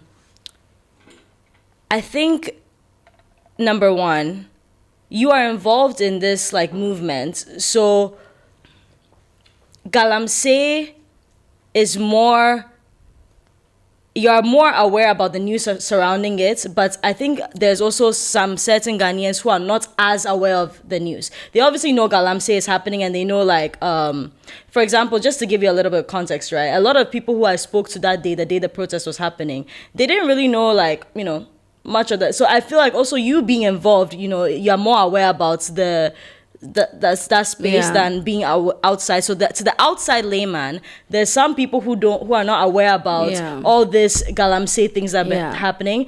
Believe it or not, there's people who don't know that this is one of many protests. They don't know that there have been protests in the past. Yeah. So to someone who has zero context, if they just hear the news fresh, right? That's, oh, there's this protest over this matter happening, and one of the protesters, this happened. You know, to a layman, obviously, this is the thing about social media. There's no context. No, but we're talking specifically about that video and how majority of Ghanaians felt it's highly social incensed media. by. Like, there's no context, you know? No, so I hear what you're saying, but me, I totally disagree. I don't think that is it at all. For me, and knowing Ghanaians, also, mind you, background, I am Ghanaian. I've been in Ghana all my life. I've lived in Ghana all my life. I'm highly familiar with the opinions, the common opinions, the uncommon opinions, and all of that. I'll tell you what I really believe it is.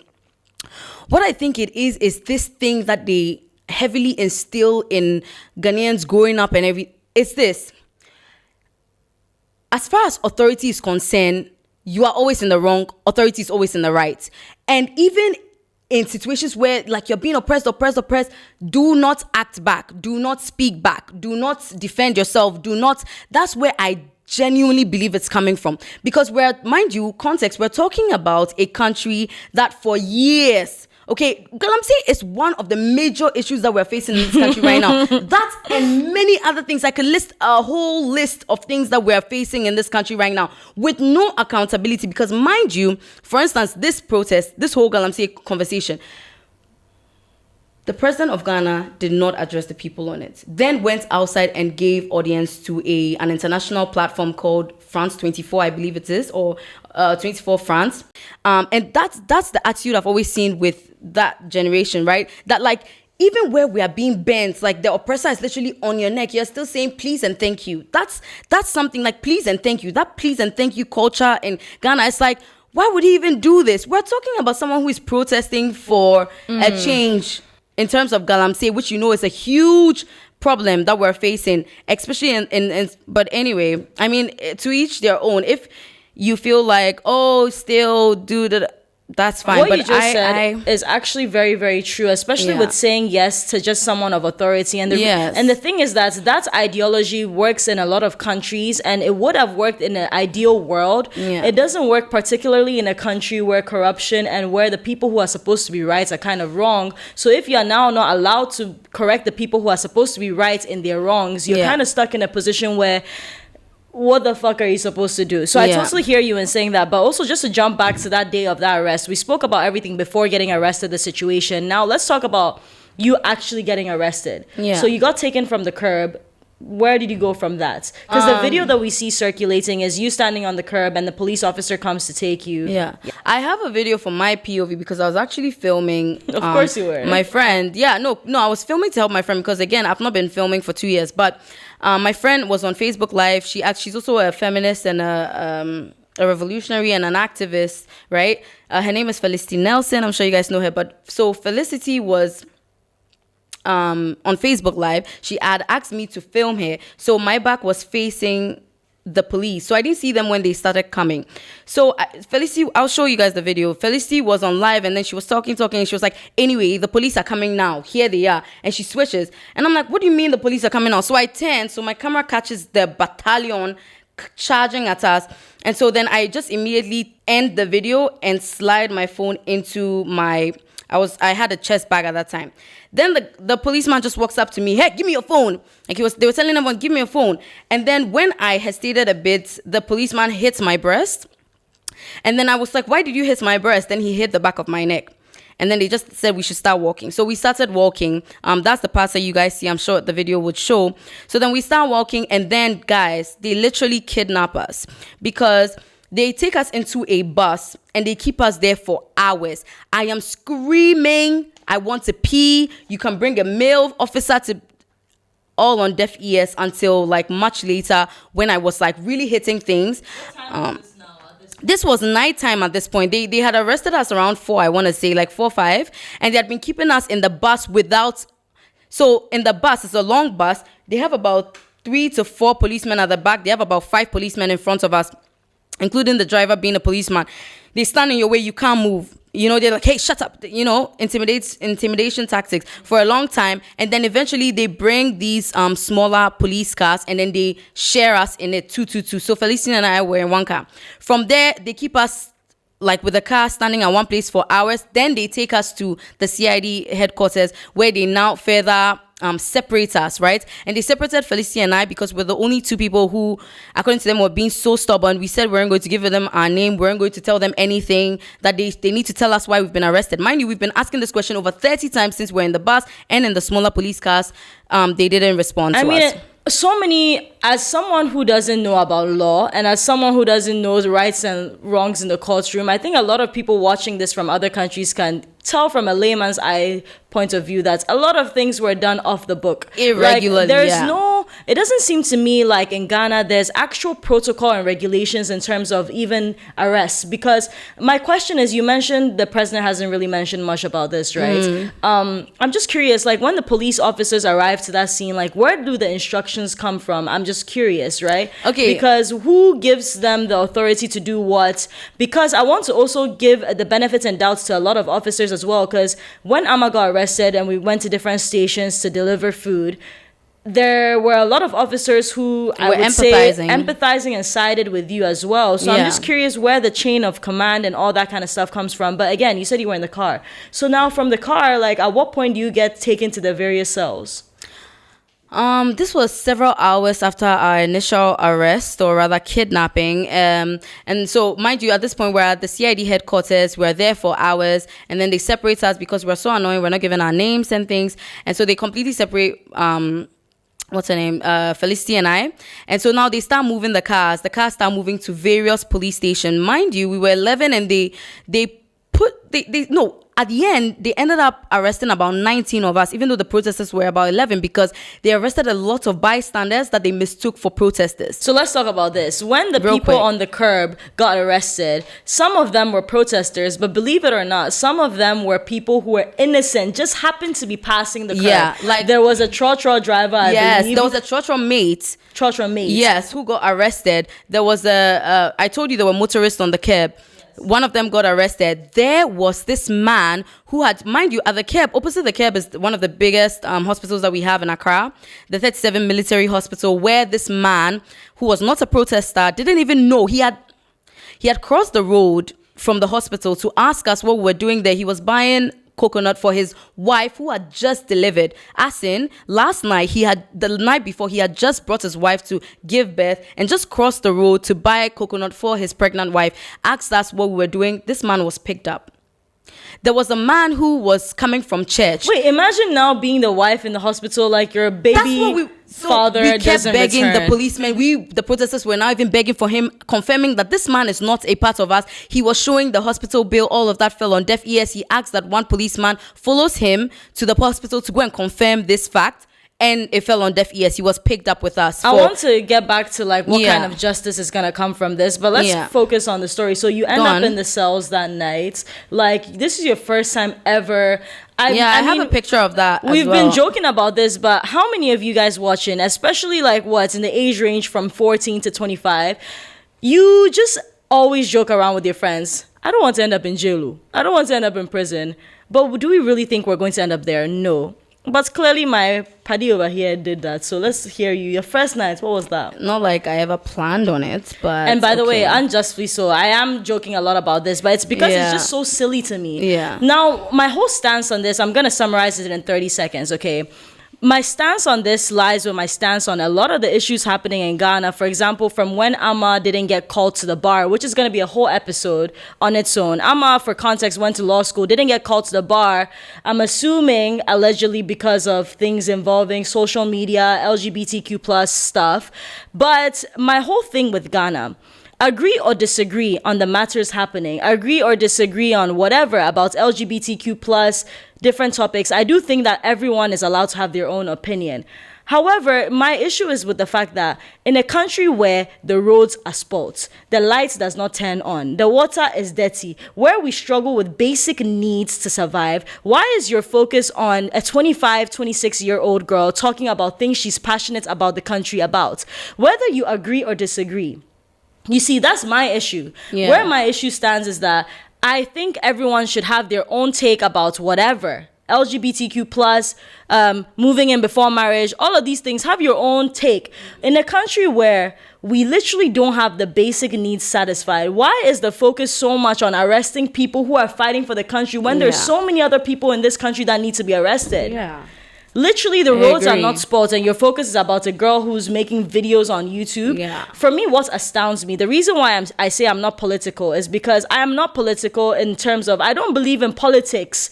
I grew up in Ghana where, like, literally, there's so much corruption from everywhere, and I've grown up with it, you know? Yeah. Like, I'm around it. I don't believe in the political sector. I've been a private sector girly my whole life because I believe in the private sector Same. more in terms of, like, starting your business Same. and hiring people, and then that way I know that I'm influencing the economies of the families I'm hiring, and I just believe I do my part in the world that way. That's why I'm not the person you would see at protests, because maybe you could say I'm jaded in terms of I don't Yeah. have much hope in terms of that regard. Yeah. Clearly you're passionate about it, which is why you're out there on the streets. Yeah. And to me it's like there's so many people in this country where the youth of this country, a lot of people, they're ready to go to university and leave the country the first moments they have. Oh, yeah, and the mind first you, chance, politicians' children's, Yeah. the politicians who run this country, they Yeah. are not encouraging their own children to stay in the country. They are telling the kids, hey, go to Harvard, go to Yale, leave as soon as possible.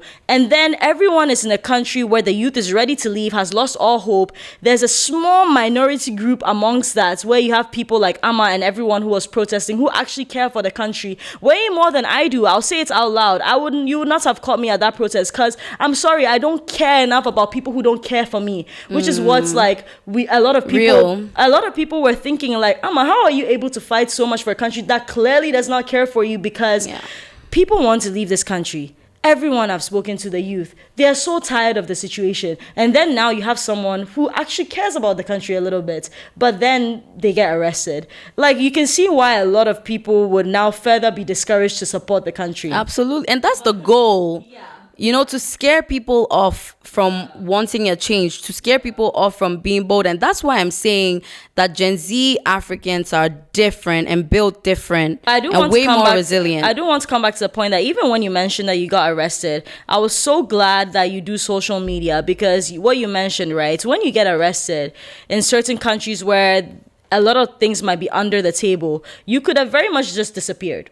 Absolutely. Like, you could very much be silenced. Absolutely. It's because social media and stuff exists that, it makes it easier to keep track of, like, people who are getting locked up. Because, for example, if it was not put out there that you got locked up and we didn't know who you were, there wouldn't have been as much noise to pay attention to it. And I think about, like, the earlier conversation about ambition and stuff, right? I think a lot of the balls that we're growing also comes from the fact that we know that we're in a situation where it's more likely for us to get justice because there's social media. But I know I don't know about that. Yeah, no, I don't know about that. And I actually I know about that. I highly disagree because, like, for instance, me in particular. Well, also with that point being said, I think it varies per person. Like, I would not say, just per person, per, like, country, per people, context. Yeah, because I mean, I'm sure a lot of people were encouraged to protest more just seeing that they would be okay. I reckon that's an ideology that some people may have thought of. Why would they be okay though? Like, so they would think, like, a lot of people, again, I'm saying not everyone, might feel a lot safer protesting now, knowing that with the social media presence, it's less likely that they can just disappear or get written off the map. That could be a thought process that goes through a lot of people's minds. I don't know. For example, like, some of our mates, like, I know that some of the mates around us, I know, would not have been protesting if it wasn't around this, like, era where they know social media is protecting them. But that's the thing, though. The first protest, so for instance, mind you, this protest we're talking about, there was a protest shortly after, another 3-day protest shortly after ours that was stopped, by the way, because it was supposed to end on Monday. The Galamsey protest, the Stop Galamsey protest was supposed to end on Monday, but by Monday, they had arrested every single one of us. So we're 53 in cells, right? So mind you, that didn't work out, I guess. But shortly after, to continue the Stop Galamsey protest and also to free the citizens, which were us that had been arrested, people went out on the streets again. But before that, there were arrests of protesters. Then before that, the year before, me in particular, I got seriously burned in terms of my professional career for the protest that I had done last year. And burned not just in terms of the call, but in terms of job opportunities, so many that I lost, not because of my merits. So, like, that in itself would ordinarily, and a lot of things they do to protesters in this country, even the ones with a following, with a platform like me. Because that's something I really saw on social media. People were like, wait, this is somebody who has a social media presence. Two, this is someone who is a lawyer. And I'm saying that because in Ghana in particular, they tend to be very careful about arresting lawyers in general, right? So they were saying, wait, someone with these two things. So how much more what they were now referring to, like a normal person or whatever, like someone who is not a lawyer and someone who does not have the social media presence. I totally agree with that take, but I feel like the same could have been said for like this is how can I phrase this? It would have been a lot worse in the past. How can I say? Like, no, before social media is what I'm saying. Yeah. But what I'm saying is, what I'm getting from what you're saying is that, like, and I'm talking in the context of Ghana, because I'm saying that I totally agree with what you're saying about how social media and the security of social media has emboldened a lot of us to, like, come out and stand on business more. But I'm saying in the context of Ghana, I don't know about that, because the converse has been true. And that's why, for instance, the last Occupy Jolobi house was way more populated than this one, because of all the things, all the ways in which they've persecuted people who take these steps to deter others from taking it in the future. Interesting. So that's what I think in the context of Ghana, they've really they've really scared people, really, really, really scared Ghanaian youth from coming out to protest and standing on business because of all of the persecution that, like, what they do to Oliver. Yeah, well, what I can imagine, because to them it's probably like unwanted noise that's hindering them from continuing. Especially, in Ghana, this year is a big year for a lot of partisan politicians because it's the election year. So, I guess it was like, oh my goodness, these kids are being such a nuisance. It's such a bad time. What was your first night like in cells like? Like, what was the situation? Paint us the picture. Were you eating food? Like, what was the cell like? Did you have cellmates? How high up the walls were? Okay, so immediately I was brought to my station. Mind you, I was the only girl from the protesters that was brought to my station. I was brought with Della, another guy. Della was in shambles, really, like almost crying, especially when he had to go into the cells because it was so dark. Even me, it looked so, for me. Me, on the other hand, I was shouting on top of my voice. I was blasting every commander, every station officer. I was cussing at them, like inside the cells. No, so first, this was before they took me inside. This was outside. I was like, who do you guys think? Yeah, I was shouting, So like they were giving me space kind of, and then kind of now maltreating Della, trying to shout at him. Then I turned it on them and I started backing at them. Then they left Della.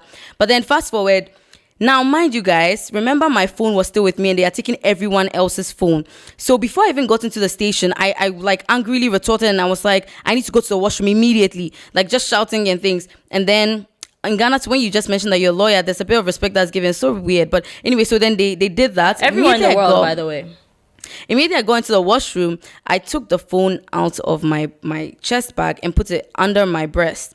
So in that moment, I really, really appreciated having bigger breasts because it really did and the thing is, I intentionally put it in the middle under here because if they were to search, like the women searching over here, they would feel the corner of the phone. So it's very, very particular. So when I went and I got inside the cells, there were two girls who I will tell you guys more about them. Oh my God, I love them. They're my friends forever. But there were three girls that were sitting on the floor. Mind you, there's no chair, there's no bed, there's no bed sheet, there's no nothing. You sit on the bare floor. Okay. So then there was the girls were there and then they were already kind of like, who's this? Because I was barking a lot, like shouting. Did they know? They didn't know me at all or why I was there, nothing. It's like, who's this girl who's shouting so much? And like, that doesn't happen when you come to a police station. Mind you, Amma and everyone else who was arrested entered cells together with people who are arrested for other things. It's not like the cell accommodates everyone suspects all that suspects. Are arrested. So, yeah. Mind you, now Amma and the people are in cells with people who have committed real crimes. I was the only detainee who was from the protest. Scared? Me. Let's be so serious. I wasn't scared, but I'll get to something because there was a moment where I really, so that day, right? So when I got there, I just went to the side. My first thing is always to make friends, like especially in bad situations. I need to make friends with the people who were there before me. So immediately I got there, I was just like, can they see me from here? So then I went into the corner and when they said no, I took out my phone and the girl started nodding there like they trust me. So I took out my phone, then I just sent my location immediately because one of the worries was that they were trying to separate us and then like cause our locations not to be known. So at that time, my boss hadn't been arrested. So now I had confirmed to him, I've been arrested. I'm at Legon police station. Here's my location, send it out, broadcast. So we started doing that, right? But let's just say fast forward, there was a point where like hours after I had been in the cells that day, I was like, it hits me when I noticed there were no windows. There's no windows. The wall goes all the way up. There's no window for time. I couldn't tell what time of day it was. Whether it was dark, it was daytime later on. But that day, it was like a split second of, oh my God, like what, claustrophobic. That feeling was almost overcoming me immediately. I said, bitch, shut the fuck. If you do this right now, you're going to be fucked. Like, you're going to be completely traumatized. No, it's fine. Done. It was done. After that, that was it. I never thought about the fact that there were no windows. I never thought about the fact, nothing. I was just like, okay, let's chill. So the next day, I asked my dad to bring my Uno cards. And then I taught the girls how to play Uno. And they were just kicking my ass after. But basically, like, yeah. Okay, so that was the first day. Let me leave at the first day. So I also want to really emphasize something that Amma is not normal. Okay, and I really want you to understand that. And I understood that for the second time when I went to give food to women in other cells. I think one reason I'm able to joke about this matter is because the person I was going to see in cells being Amma, let me paint you a little bit of a picture. I would go visit Amma in cells. It's like I'm on a list of people who are coming to visit her. Mind you, she's there talking to this person, that person, the other from her cell. From her cell where she's behind the cell, like the wall. You took a picture. I want you to show because I didn't have it. Allegedly. There's been videos that were taken. Allegedly. I don't know who took them. But Amma is literally behind these bars talking to people outside who have come to visit her, give her food. She's become friends with her cellmate. She's talking to me, Marintia. And the guys in the other cells, they were all my friends. We were feeding them. Right. So now cool. you can imagine, like, I'm a little bit relieved that, okay, Amma is there, but she's doing a little bit okay. But I realized very quickly that she's doing very okay because that's Amma. Not because being there is easy. Because I go to the other cells and I see the other women who've been arrested.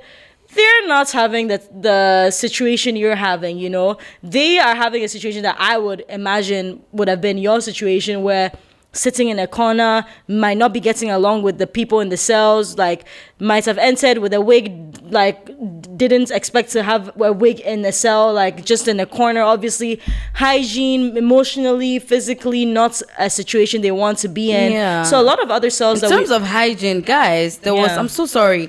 We lived with worms, cockroaches, spiders, and ants with their ant hills. I have all the pictures and all the videos. Every time before, mind you, this is the toilet. You turn like this is the bathroom. In the same place. So every time before you bath, there's all worms in the on the name floor. Of fighting for your country. Yeah. Thank you. There's worms on the floor when you come to the bathroom, which is the same as the toilet. You have to pour water first for more of the worms to come up. Then you sweep the first worms away. Then you bath. And then the worms will come up again. When you finish bathing, you sweep it. You sweep the new worms away as well. Oh my gosh! And then every single day, my cellmates will bear me witness. I was the chief cockroach killer. It was ridiculous. And the thing is that they just kept having sex because all the cockroaches. Oh my goodness! Okay, all I thought you meant the cellmates for a second. No, all the cockroaches I was killing were baby cockroaches, and oh they my were God, like Amma, 10 stop. a I can't day. do this. I can't do this. It was It's like fine. Squash, It's squash, fine. squash. It's fine. No, it's fine. Like, it's fine. Amma. Amma. Amma. It was disgusting. Oh my gosh! I wish. And then with the spiders, every time you have to cover your head. Like when you're lying on the floor. Oh my goodness. When you lie on the floor, your hip, this side, the bone over here, oh my goodness, it would hurt the whole day because they don't give you sheets, they don't give you anything. It was later that we eventually begged for blankets and then they brought them and then we laid them down. Also, so you have to use the blankets to cover your head because the webs are on top and the spiders fall on you from the top. Oh my gosh. Along with the ants and then guys, I can't do jail. Please don't cancel me for this podcast. There's a hole that connects the boys' cell to the girls' cell, and the guys' cell is so unkempt. So the cockroaches start breeding from there and pass through the hole and come to our place. Or on our food, everything, because we eat on the floor. Everything is on the floor. Also, they don't allow you to wear slippers. So you walk on the floor everywhere. That toilet with the worms and everything, you walk. Oh my God, I have the videos. What am I talking about? What am I talking?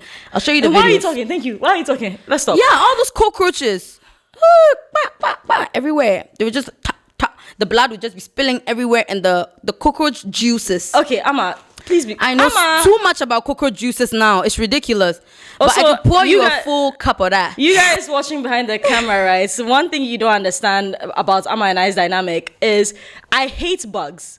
As in, I like snakes more than bugs. Hey, you don't go to jail, though. Don't do anything wrong. By the me go to jail. I'm fleeing the country. Underground tunnel. I will dig myself out of jail. No, I cannot. No. Bugs.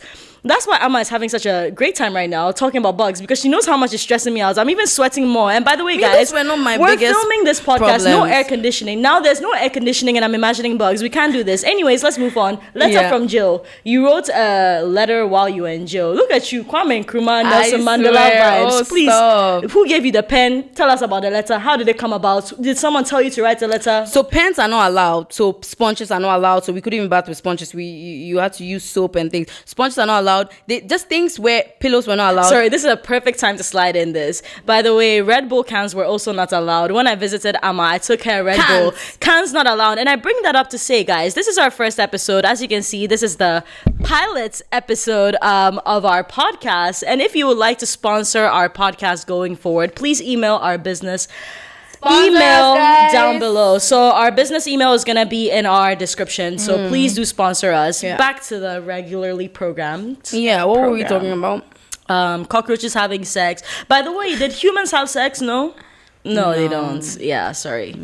Anyways, what were you saying? Yes. No, but I do want to say that, like, those cockroaches and please, me, I'm not. Those cockroaches and things were not the worst parts. What was the of worst my part being then? there? I can think of two things that were really bad while I was there. The first one is the first time my dad came to see me and he was crying.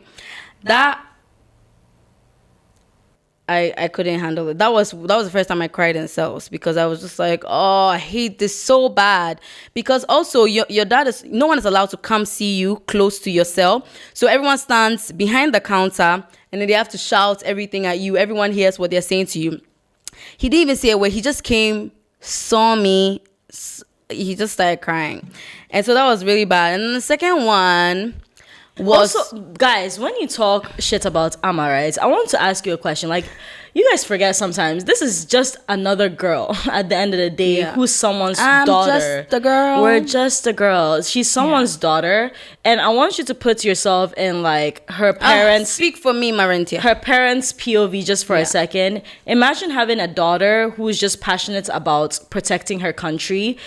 Sure, you might disagree with certain decisions she makes in terms of this, that, and the other. But the bottom line of this case that we're talking about in particular was her just fighting for her country.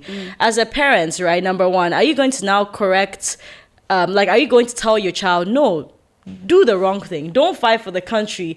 Like, as a parent... That's so interesting. As a parent, it must be such an uncomfortable position to be in because they know what you're doing is right, but they also know that you're not going to get rewarded for it. So We don't live in a country where what you're doing is going to be taken as a positive, which brings me to where maybe your dad and a lot of people in this country stand at. Why do you keep doing this? Honestly. Because if I were you, I wouldn't. As if I can literally help it. No, so that's as if I can that's how I literally know. help it. That's like, so this is something like you're genuinely No, as just... if I can literally I help know, it. Like, let's I be know. so real. Yeah. You see, like, you have to know who you are, right? And you have... See... You're right. Me, I know I'm not someone who can survive in jail. Like... Nah, not for me. No, that was light work. Honestly, like, they honestly gave me a free Nelson Mandela story, you know, even though it wasn't for free, but, like, you know what I mean? Yeah. They didn't have to do that. Plus, I said the protest didn't look so successful to like really cause a disruption. If they had left it, then, because what they did ended up making it so much more impactful than it would have been if they left things. Which brings us to the question: do you think this protesting was worth it? Which one?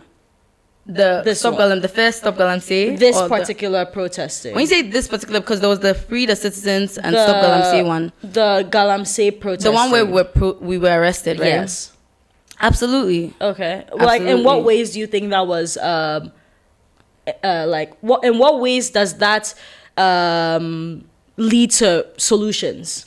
Okay, so just off the bat, right? Just the record of the efforts it's always a place to start from, right? And what I mean by that, and when you're trying to solve a problem, right, and then you cluster. Let me ask in other terms. In a situation where the government is supposed to fix the problem, but the government is the one causing the problem, does protesting have any change in results when the people who control what happens essentially are not gonna? Absolutely. Again, it goes back to the record. So that's what I was saying, right? First off, revolutionaries always start from somewhere, right? There's always a record of, when you even go back to it, for the one fight that wins everything, they go back to where it started. And trust me, there always has to be a start, because there's always something to build from, right? And to say that, okay, these were the efforts that were made. Trust me, like, the fact of, this is the first ever Galamsey protest that we've ever had. And we've had this Galamsey problem for decades.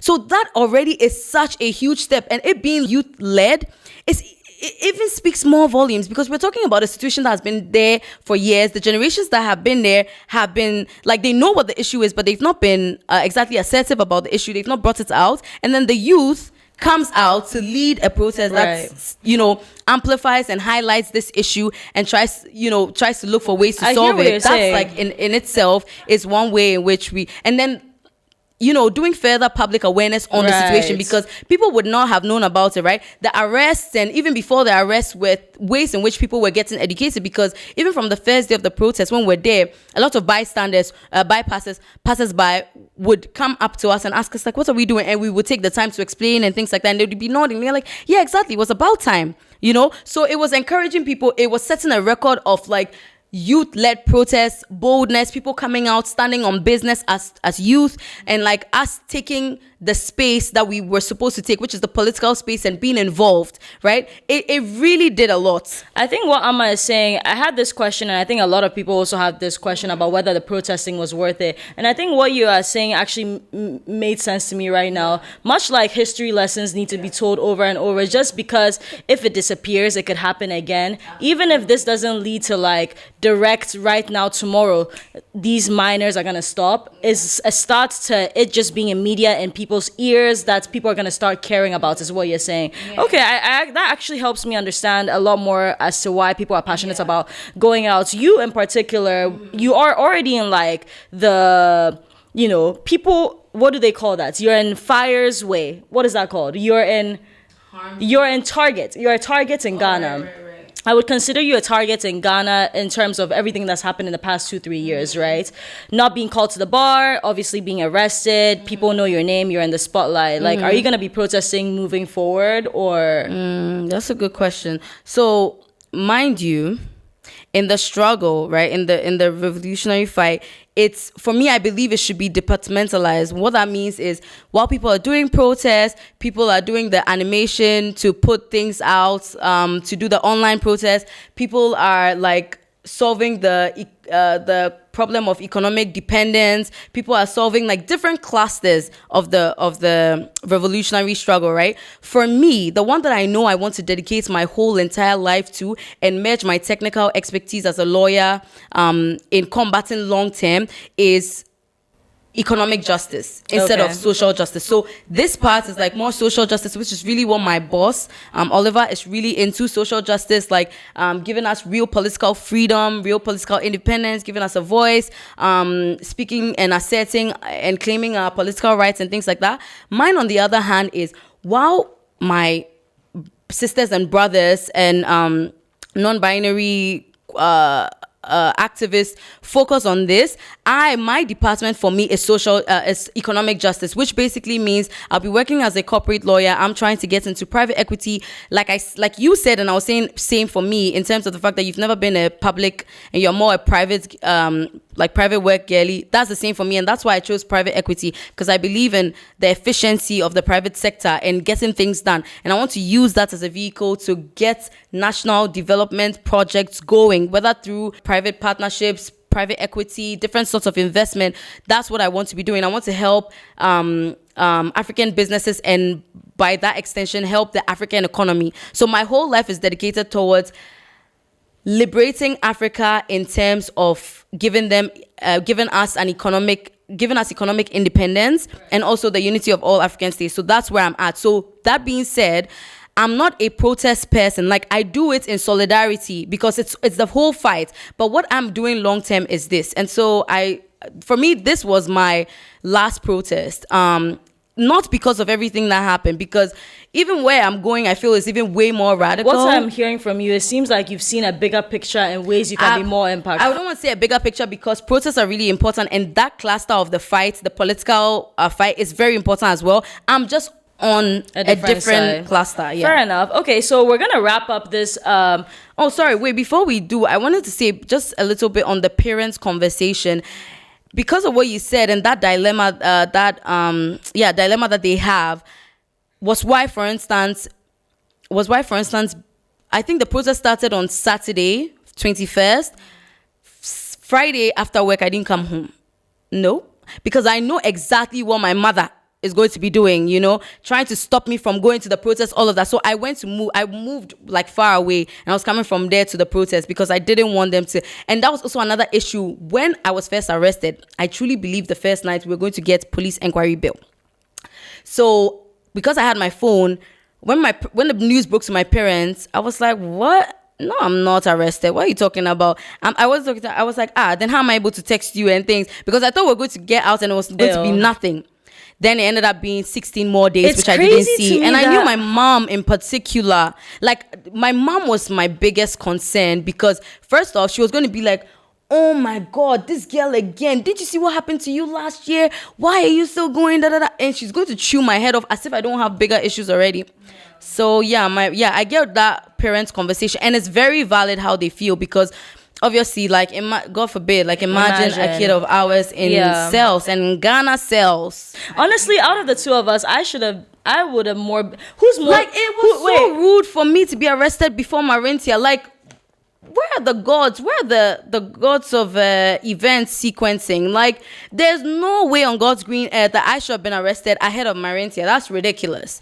Now that's a bias. Now, being a law-abiding citizen myself, I cannot imagine a world in which I would do such a thing like break a law. Oh my goodness, I just don't want to mention. I can list. Anyway, so moving forward, right? I just wanted to tell you guys that sometimes we talk about Amma getting arrested, going to jail. Sometimes we talk about K-pop and men with abs and tattoos. We have a whole wide range, and today our topic wide range. range. Men with abs, tattoos, That's Can the you wide tell my range. type? I'm not sure. Anyway, we're moving on to, I guess, the final segment.